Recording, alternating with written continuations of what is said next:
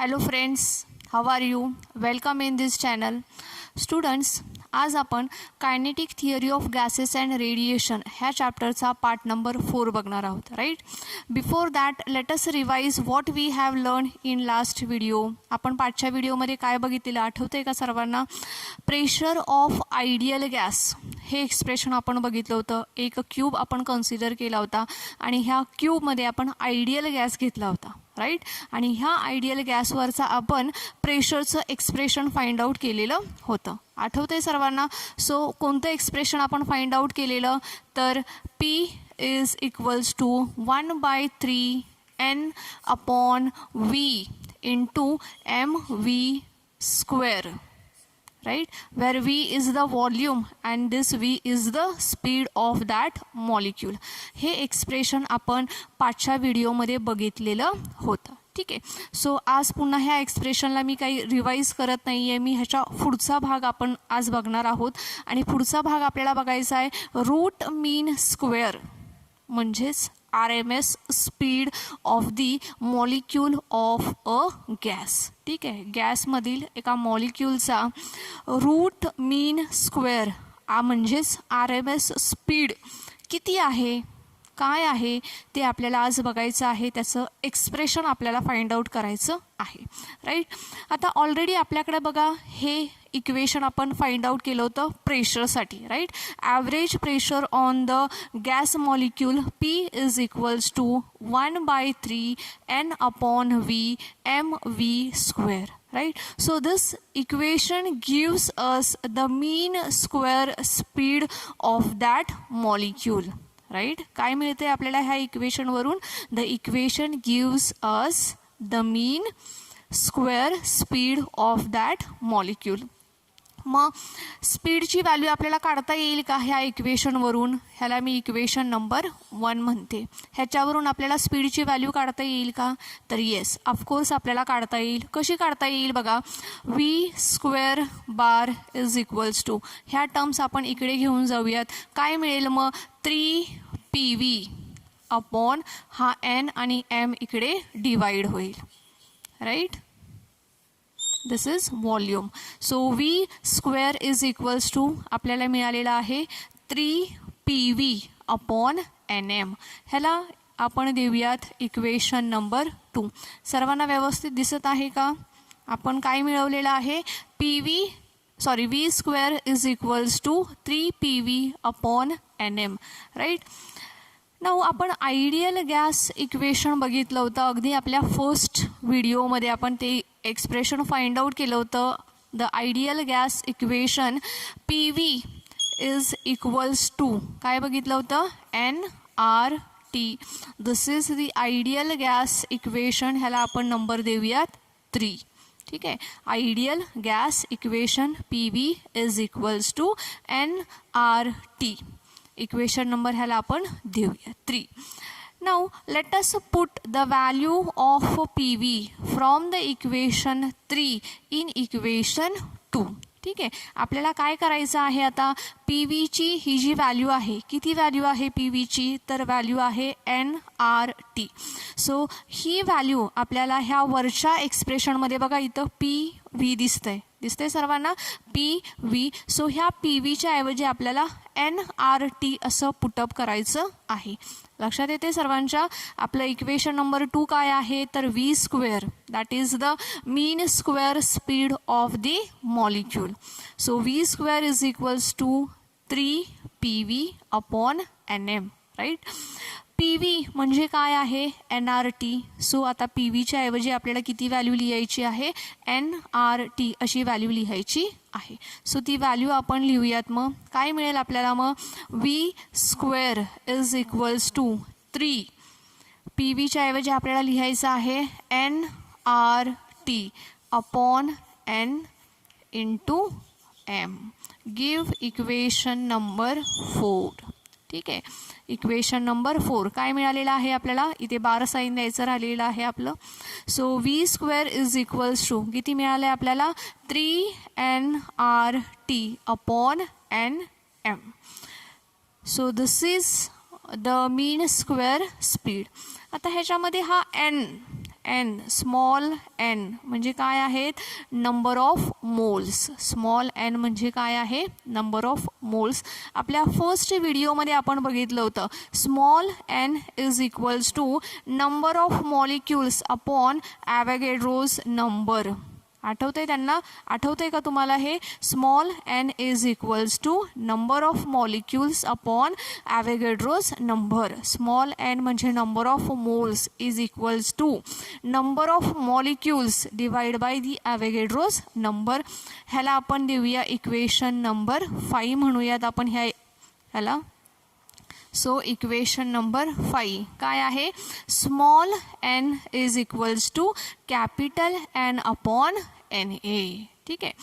आता आपल्याला काय करायचं आहे, तर स्मॉल एनची ही जी व्हॅल्यू आहे ही व्हॅल्यू आपल्याला ह्या इक्वेशनमध्ये पुटअप करायची आहे. लक्षात येते सर्वांच्या, इक्वेशन नंबर 5 मधून इक्वेशन नंबर 4 मध्ये ही व्हॅल्यू लिहायची आहे. ठीक आहे.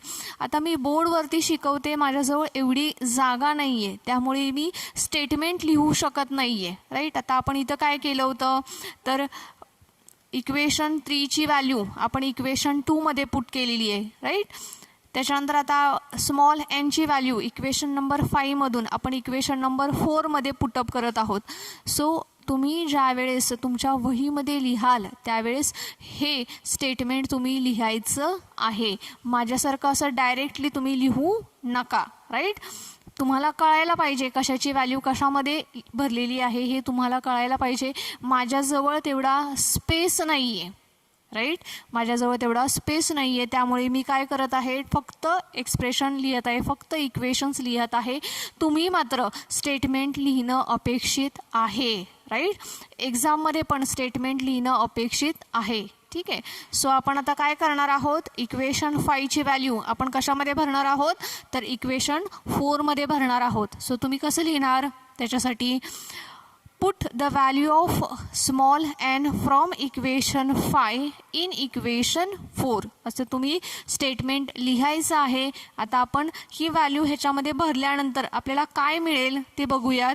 V square bar is equals to काय आहे व्हॅल्यू, 3 इंटू स्मॉल एनच्या ऐवजी आपण लिहिणार आहोत capital N upon N A. ठीक आहे. उरलेल्या व्हॅल्यू लिहूयात आपण. इथं काय आहे, स्मॉल एनच्या नंतर आर टी आणि इथं काय आहे, एन एम. लक्षात येते सर्वांच्या. ह्याला इक्वेशन नंबर आपण देऊयात 6. सर्वांच्या लक्षात येत आहे का, काय केलेलं आहे आपण, स्मॉल एन ची व्हॅल्यू किती पुट केलेली आहे, तर capital N upon N A. Capital N म्हणजे आहे नंबर ऑफ मॉलिक्युल्स आणि एन ए म्हणजे काय आहे, ॲव्होगॅड्रोज नंबर आहे. सो ती व्हॅल्यू आपण पुट केलेली आहे. मग आता आपल्याला इक्वेशन काय मिळालं आहे बघा, V square is equals to 3nRT upon N A into N M. ठीक आहे. आता काय होईल ह्याच्यामध्ये, येस काय होईल पुढे, येस काय करावं लागेल आपल्याला, तर ज्या कॉमन टर्म्स आहेत त्या ह्याच्यामध्ये कॅन्सल होतील. काय होईल मग, capital N get cancelled with the capital N. ठीक आहे. काय मिळालं मग आपल्याला, V square is equals to 3RT upon N A into M. N A into m is the molar mass.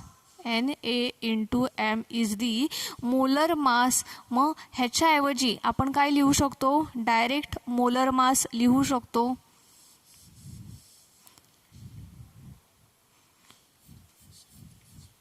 इथं आपण तसं मेन्शन करू शकतो. मग Na into m is equals to काय आहे, m0. Equation number 7. लक्षात येते, N A into M is equals to काय आहे, m0. मग आता आपल्याला इक्वेशन काय मिळालं, इथे बार साईन द्यायचं राहतंय बरं का आपलं. V square bar is equals to 3RT upon m0. This is the mean square speed. ठीक आहे. V square is equals to 3RT upon m0. ठीक आहे. Now by taking square root on both side, दोन्ही बाजूचा काय करायचं आहे, square root find out करायचं आहे. So square root find out केल्यावर काय होईल, V square bar under root is equals to काय होईल, under root 3RT upon m0. ठीक आहे.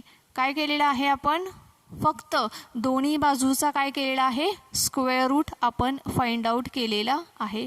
So by taking square root on both side we will get under root V square is equals to under root 3RT upon m0. बरोबर आहे. Now under root V square म्हणजेच काय आहे, तर RMS speed आहे, root mean square. बरोबर आहे. आता हे काय आहे, रूट आहे आणि हा आतमध्ये काय आहे, स्क्वेअर स्पीड आहे, स्क्वेअर ऑफ द स्पीड आहे. So this is root mean square speed. लक्षात येते तुमच्या, हा हे काय आहे, स्क्वेअर रूट आहे, आतमध्ये काय आहे, तर मीन स्क्वेअर स्पीड आहे. So this is root mean square speed. So root mean square speed is denoted by VRMS. It is denoted by VRMS is equals to under root 3RT upon m0. So this is what is we have to find out. आपल्याला काय find out करायचं होतं, तर root mean square speed आपल्याला find out करायचा होता. Root mean square speed आपल्याला find out करायचा होता. तो किती मिळालेला आहे, तर VRMS is equals to under root 3RT upon m0. हा काय झाला, रूट मीन स्क्वेअर स्पीड झाला. ठीक आहे. Now in sound the velocity of gas, in sound the velocity of gas is denoted by Vs. So Vs is equals to under root gamma. बघा gamma आपण असा काढतो, under root gamma is into, बाकी मग हे RT upon m0 same राहील, RT upon m0. बरोबर आहे. This is the speed of sound in gas. ठीक आहे. तो मॉलिक्यूलचा हा स्पीड आहे, साऊंडचा स्पीड आहे in a gas is equals to under root gamma into RT upon m0. Right. What is gamma, gamma is the adiabatic ratio. Gamma म्हणजे काय आहे, तर हा ॲडियाबॅटिक रेशो आहे. So this gamma is equals to काय आहे, gamma is equals to आहे CP upon CV. Gamma म्हणजे काय आहे, CP upon CV. So gamma हा एक ॲडियाबॅटिक रेशो आहे आणि त्याचा व्हॅल्यू किती आहे, CP अपॉन CV एवढी व्हॅल्यू आहे. Right. So from this expression we conclude that sound cannot move faster than the average speed of the gas. म्हणजे साऊंडचा हा जो स्पीड आहे, हा स्पीड कसा आहे, तर ह्याच्यापेक्षा कमी आहे.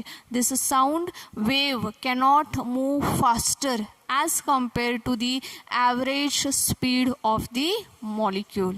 राईट. पुन्हा एकदा रिपीट करते मी, the sound wave cannot move faster as compared to the average speed of the molecule. ठीक आहे.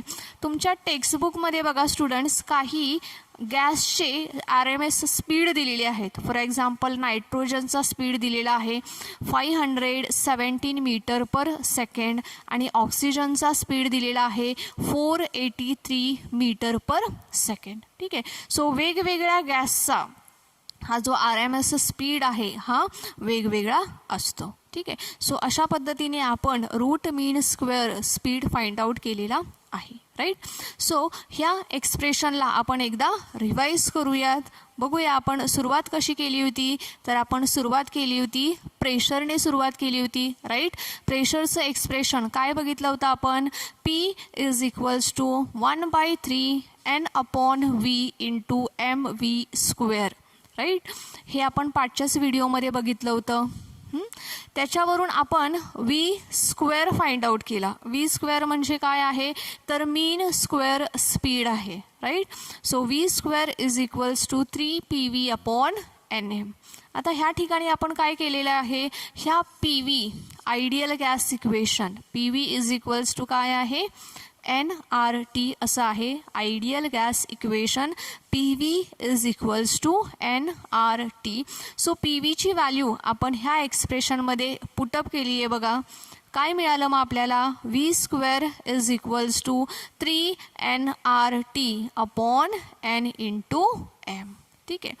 आता ह्याच्या पुढच्या एक्सप्रेशनमध्ये आपण ह्या एनची व्हॅल्यू पुट केलेली आहे. एनची व्हॅल्यू किती घेतलेली आहे आपण, तर एन कॅपिटल एन म्हणजे काय, तर number of molecules upon Avogadro's number. आपल्या पहिल्या पार्टमध्ये आपण हे एक्सप्रेशन बघितलेलं आहे. So small N is equals to capital n/Na, right. हे स्मॉल एनची व्हॅल्यू एक्सप्रेशनमध्ये पुटअप केल्यानंतर आपल्याला काय मिळतं आहे बघा, v² is equals to 3nRT/Na into Nm. आता ह्या ठिकाणी आपण काय केलेलं आहे, capital N number of molecules common आहे, सो तो कॅन्सल केलेला आहे. मग उरलेल्या टर्म्स आपण इथे खाली लिहिलेल्या आहेत बघा. v² is equals to 3RT/m0. आता हा m0 म्हणजे काय आहे, तर Na into m molar mass, Na into m is equals to m0 आपण पुटअप केलेलं आहे. ह्याच्या पुढच्या स्टेपला आपण काय केलेलं आहे, स्क्वेअर रूट फाइंड आउट केले. By taking square root on both side we will get √v² is equals to √3RT/m0, right. So √v² म्हणजेच काय आहे, तर रूट मीन स्क्वेअर स्पीड आहे, राईट. √v² म्हणजेच काय आहे, तर रूट मीन स्क्वेअर स्पीड आहे, which is denoted by VRMS. So VRMS is equals to √3RT/m0. ठीक आहे. मग वेगवेगळ्या गॅसेससाठी RMSचा स्पीड हा वेगवेगळा असतो. तुमच्या टेक्स्टबुकमध्ये बघा नायट्रोजन आणि ऑक्सिजनसाठी तो स्पीड दिलेला आहे. त्याच्यानंतर आपण काय बघितलं होतं, तर साऊंडचा स्पीड बघितला होता. साऊंड वेव्हचा स्पीड गॅसमध्ये किती आहे, Vs is equals to √γRT/m0, where gamma is the adiabatic ratio. Gamma म्हणजे काय आहे, ॲडियाबॅटिक रेशो आहे आणि त्याची व्हॅल्यू किती आहे, CP/CV अशी ॲडियाबॅटिक रेशोची व्हॅल्यू आहे. Now for the mono atomic gases this CP/CV is equals to किती आहे, 5/3 आहे. ह्याची व्हॅल्यू किती आहे, तर 5/3 आहे, राईट. मग गॅमा किती आहे, 5/3 आहे. सो गॅमाची व्हॅल्यू ह्या 3पेक्षा कशी असणार आहे, कमी असणार आहे. गॅमा इज इक्वल्स टू काय आहे, 5/3. 5/3ला जर का डिवाइड केलं तर काय होतं, 1 पॉईंट समथिंग आन्सर येईल, राईट. 1.11 वगैरे असं काहीतरी आन्सर येईल 5/3चं. ठीक आहे. सो 1 पॉईंट समथिंग आन्सर येणार आहे, म्हणजेच 3पेक्षा गॅमाची व्हॅल्यू कशी आहे, कमी आहे, राईट. 3पेक्षा गॅमाची व्हॅल्यू कशी आहे, कमी आहे. That means it indicates that the sound wave cannot move faster as compare to the average speed of the molecule. So ideal गॅसमध्ये जर का रूट मीन स्क्वेअर स्पीड आपण जर का बघितला तर तो कसा असणार आहे, साऊंड वेवपेक्षा ही व्हॅल्यू कशी असणार आहे, जास्त असणार आहे, राईट. सो ह्याच्यावरून फक्त आपल्याला हेच लक्षात ठेवायचं आहे की गॅमाची व्हॅल्यू किती आहे, 5/3 आहे, which is a less than 3. आणि त्यामुळे साऊंडची जी वेलॉसिटी आहे ती वेलॉसिटी कशी असणार आहे, ह्या ॲव्हरेज स्पीडपेक्षा कमी असणार आहे. ठीक आहे. आय होप तुम्हाला सर्वांना हे समजलेलं आहे. ह्याच्या पुढचा एक आपल्याला टॉपिक बघायचा आहे, तो म्हणजे आहे interpretation of temperature in kinetic theory. ठीक आहे. सो आपण आता पुढचा टॉपिक बघूयात. त्याच्यासाठी मी हा भाग रफ करते.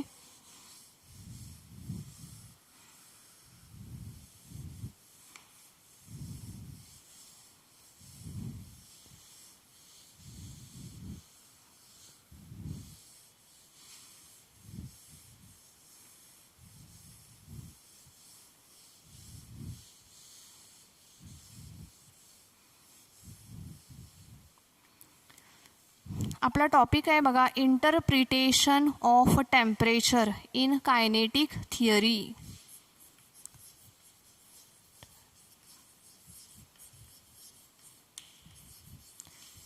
Of temperature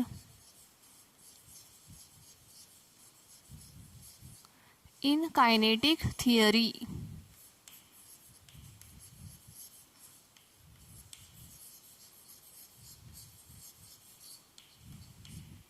okay, interpretation of temperature in kinetic theory.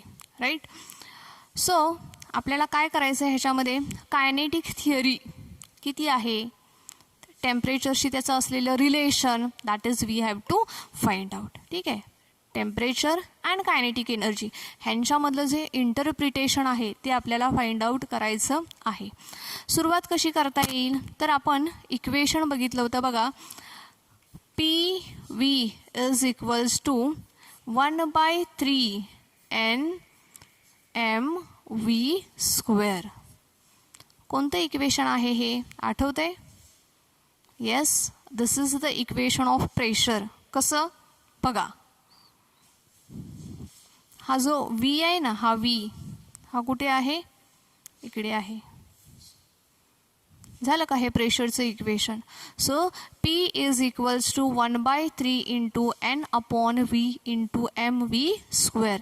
This is the expression for the pressure. हे काय आहे, प्रेशरचं एक्सप्रेशन आहे. राईट. आता आपण ह्या व्हीला इकडे घेऊन जाणार आहोत. सो आपल्याला काय मिळणार आहे, P V is equals to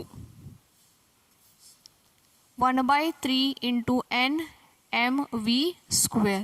ठीक आहे. माझ्याकडे कमी जागा असल्यामुळे मी एका स्टेपमध्ये हे लिहिलेलं आहे. तुम्ही मात्र कसं करायचं आहे, सुरुवातीला प्रेशर घ्यायचं आहे आणि प्रेशरवरून मग पी व्हीची व्हॅल्यू फाइंड आउट करायची आहे. So P V is equals to 1/3 N M V square. ठीक आहे.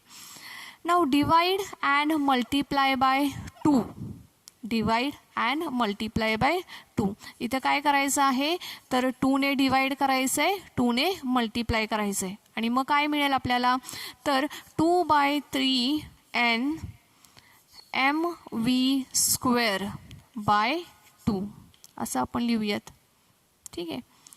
2/3 into N into M V square by 2. आता हे एम व्ही स्क्वेअर बाय 2 आहे, ह्यालाच तुम्ही कसं लिहू शकता, तर 1/2 इंटू एम व्ही स्क्वेअर असं देखील तुम्ही लिहू शकता. लक्षात येते सर्वांच्या? बघा, असं तुम्हाला लिहून दाखवते. तुमच्या टेक्स्टमध्ये कसं लिहिलेलं आहे ते सांगते. असं लिहिलेलं आहे, half M V square bar. ठीक आहे.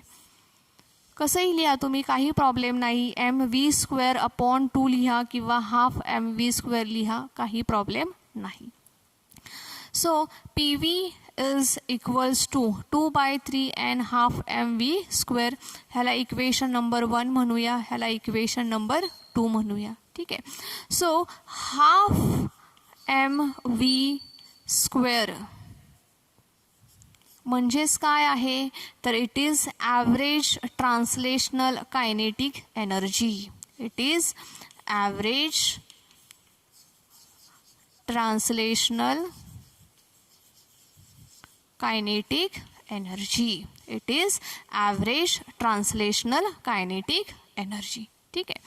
So in gas काय होतंय, there is a no intermolecule reaction between the molecules. So the potential energy is 0. There is a no intermolecular reaction. So potential energy is 0. potential energy कशी आहे, 0 आहे. So potential energy 0 असल्यामुळे काय होणार आहे, the internal energy will be purely kinetic energy. Internal energy ही काय होणार आहे, प्युअरली कायनेटिक एनर्जी असणार आहे. का, because there is a non interacting molecules. मॉलिक्युल्समध्ये इंटरॅक्शन्स होत नाही आहेत.